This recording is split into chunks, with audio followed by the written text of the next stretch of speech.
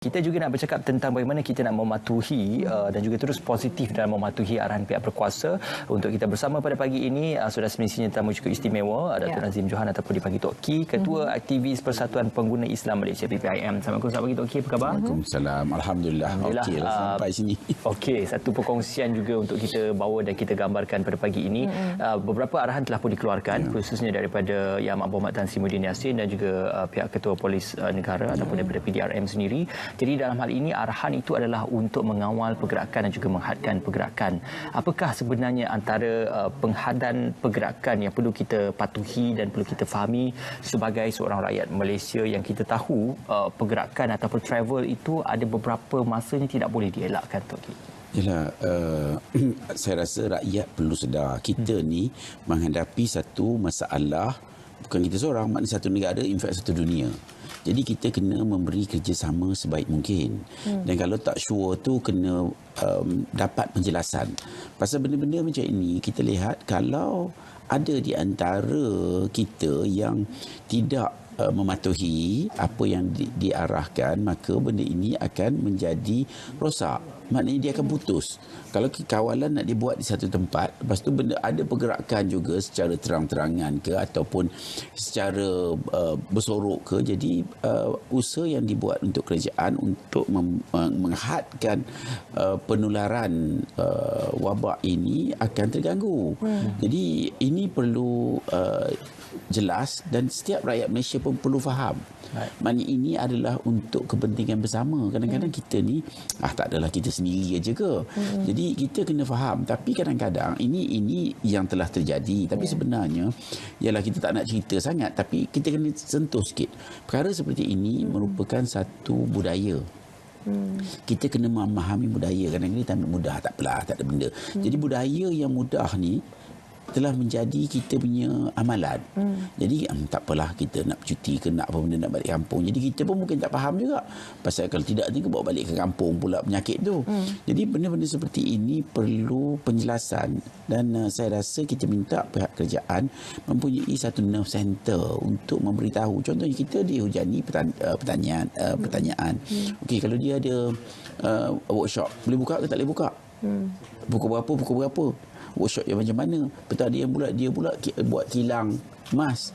Boleh ke tak boleh buka? Jadi nak bertanya tak dapat bertanya. Jadi ini saya takut bukan apa, pasal orang tak nak pergi ke mana.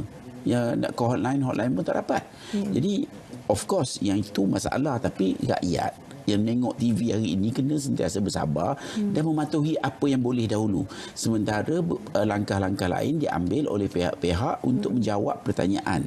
Contohnya macam yang interstate.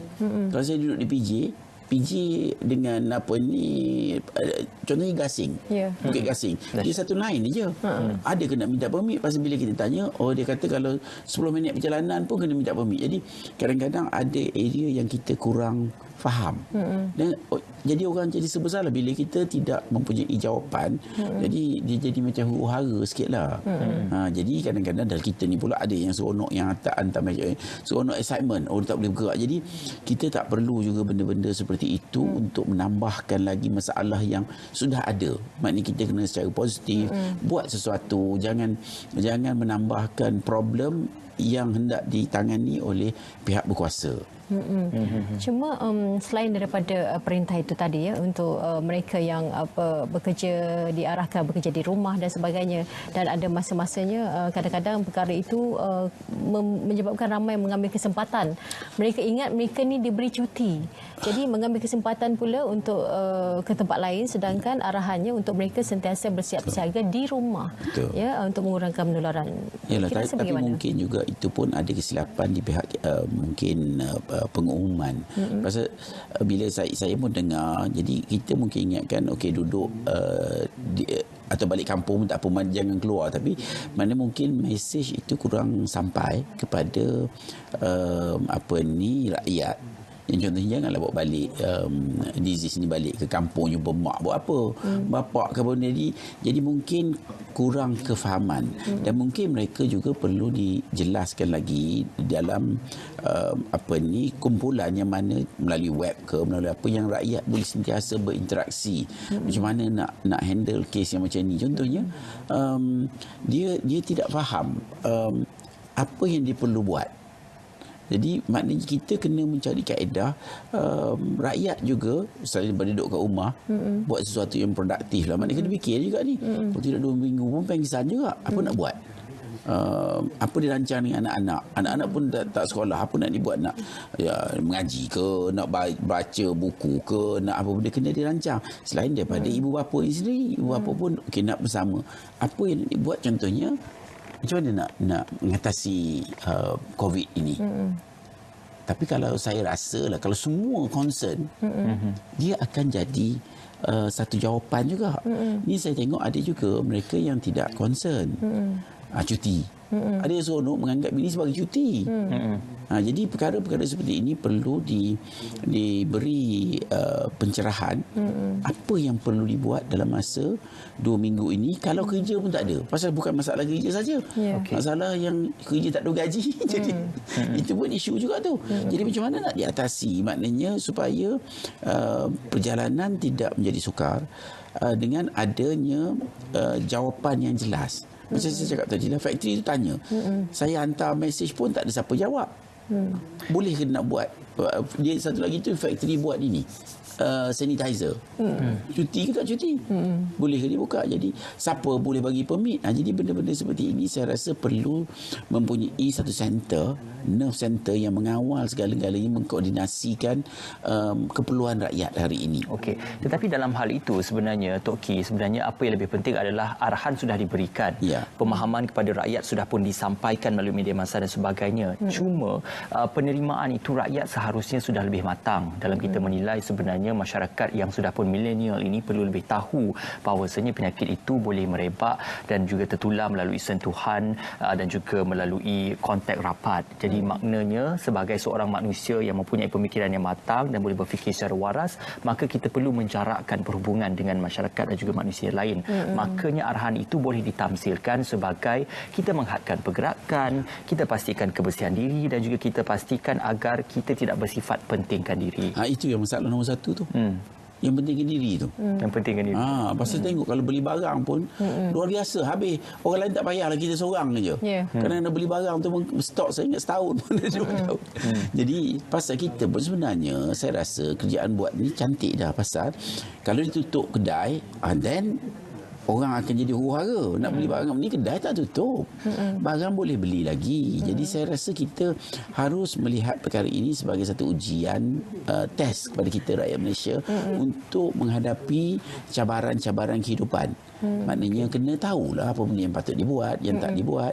Dan kita juga harus mengambil kesempatan ini untuk mendidik balik diri kita supaya yang cerita tadi tu. Okey, ini kalau kita tengok Tok Ki ini ada simpanan stok-stok barangan tak masuk akal. Jadi macam-macam ada yang saya tengok satu tu Arab pun ada juga yang beli yang simpan berpuluh-puluh kartun. Jadi benda yang dia seolah-olah digambarkan sebagai tidak munasabah untuk kita menyimpan bilangan sebegitu banyak. Tidak diajar. Diri kita kurang diajar. Kita sentiasa, alhamdulillah negara ini sebelum ni tak pernah terjadi apa-apa. Jadi kita tengok je, kita takut. Jadi kita pentingkan diri kita macam mana kita nak kita je selamat. Pasal orang lain tengok sampai kosong kan. Semua market setengah-setengah terkosong. Jadi perkara seperti ini tidak harus berlaku. Kalau kita mendidik masyarakat kita supaya fikir pasal orang lain sama. Dia samalah macam ni nak bulan puasa ni kan. Kalau makan banyak gila-gila, lepas tu buang pula. Jadi benda ni kita seharusnya menjadikan semua perkara ini sebagai suatu keadaan di mana kita harus membentuk satu budaya yang hebat. Kalau kita tengok, saya tengok Jepun. Dia self. Dia buat self initiation dia.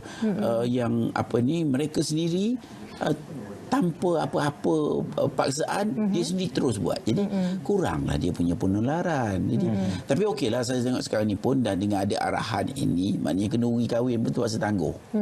Betul.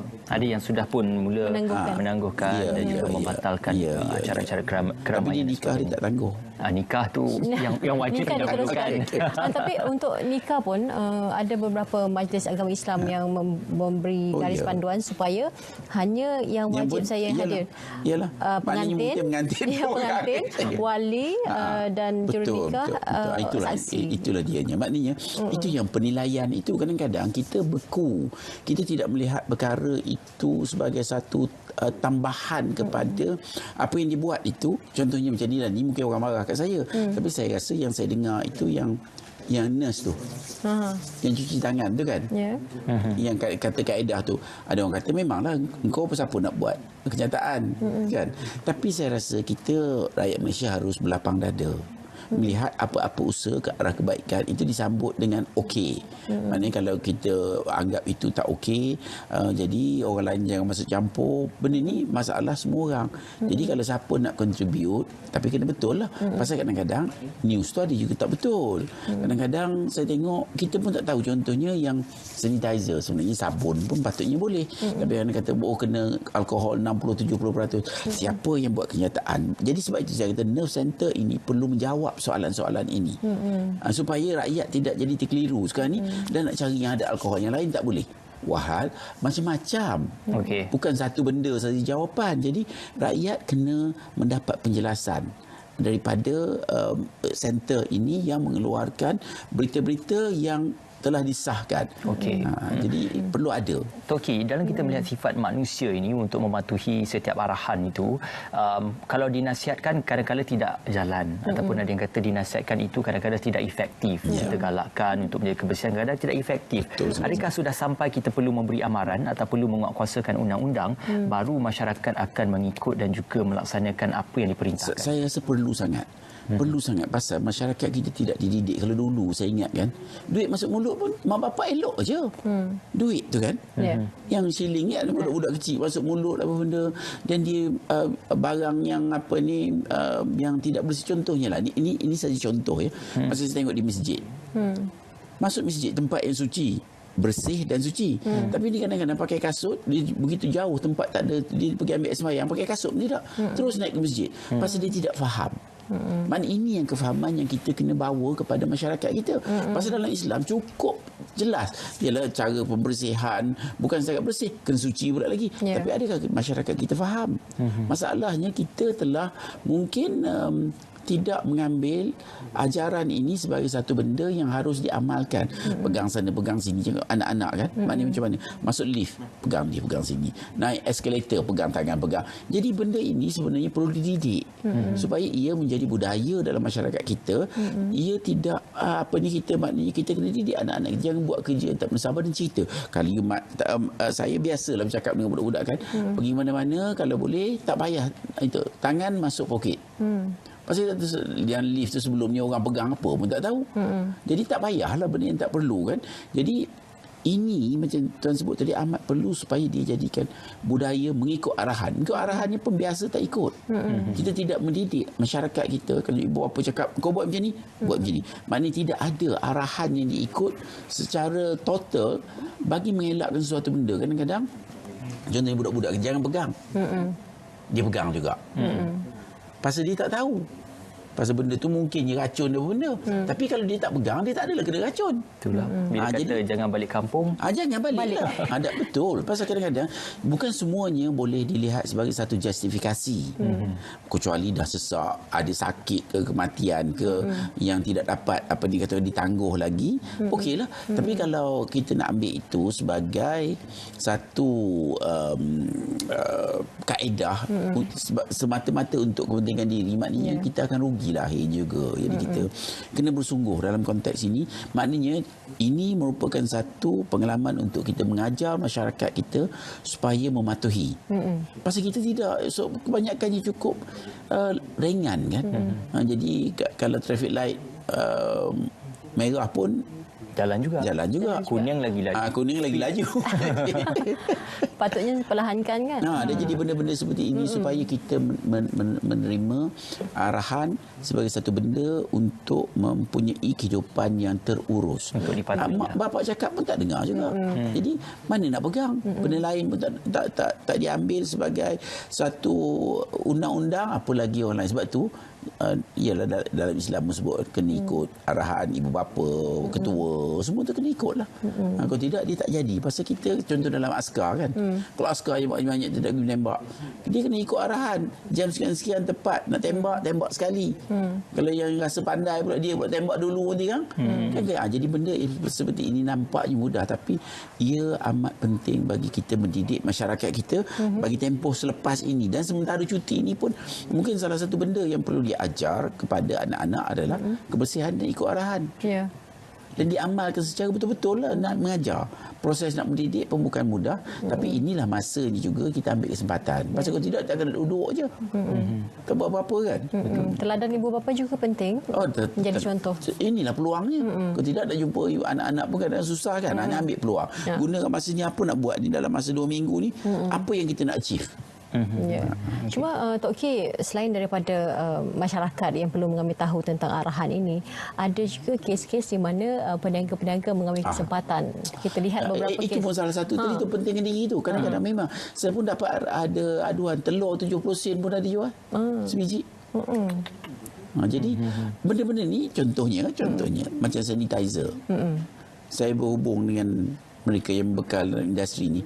Dia kata harga etanol tu tiap-tiap jam naik. Masya Allah. Tengok demand. Pasal ada dah jadi ini yang kita kena didik masyarakat kita supaya tidak mengamalkan budaya yang atau akhlak lah. Dia balik kepada akhlak.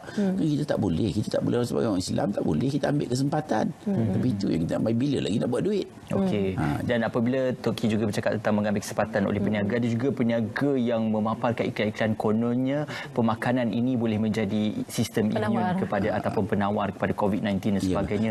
Mengambil kesempatan. Betul. Ini yang kita kena faham. Maknanya kadang-kadang orang klaim saja. Macam kita tengok tadi yang dia kata alkohol saja. Jadi jenuh lah. Pasal alkohol dah tak ada. Kita cek ni memang tak ada. Bahan-bahan yang nak membuat ni pakai etanol tu tidak ada. Pasal pembekalan dia pula harga naik berganda-ganda. Jadi benda seperti ini harus dididik supaya kita menjadi masyarakat yang tidak mengambil kesempatan membuat apa ni kata orang dakwaan ini baik ini. Kita takut pasal dia akan timbul. Jadi sebab itu proses ini bukan setakat sekarang ini. Maknanya kita kena ambil kesempatan ini mendidik masyarakat kita supaya jika ada perkara-perkara akan datang yang begitu, maknanya kita dah mendidik masyarakat kita untuk menangani masalah dengan baik. Contohnya macam Jepun lah. Kalau payung tinggal tak ada siapa nak ambil pun, kita telefon dalam poket pada orang nak ambil ID nya kena ubah. Sikap itu yang perlu menjadi pegangan. Amalan yang kita boleh buat. Tapi mana kita nak buat, dan mungkin juga institusi agama pun tegur sikitlah. Kena mainkan peranan yang penting sangat bagi mendidik. Pasal kalau hati itu betul lah. Ni hati minta nak betul. Pasal kita mungkin tak sampai. Jadi nak cari kaedah macam mana nak mendidik. Contohnya masjid mesti bersih. Tapi kadang-kadang masjid pun tak bersih.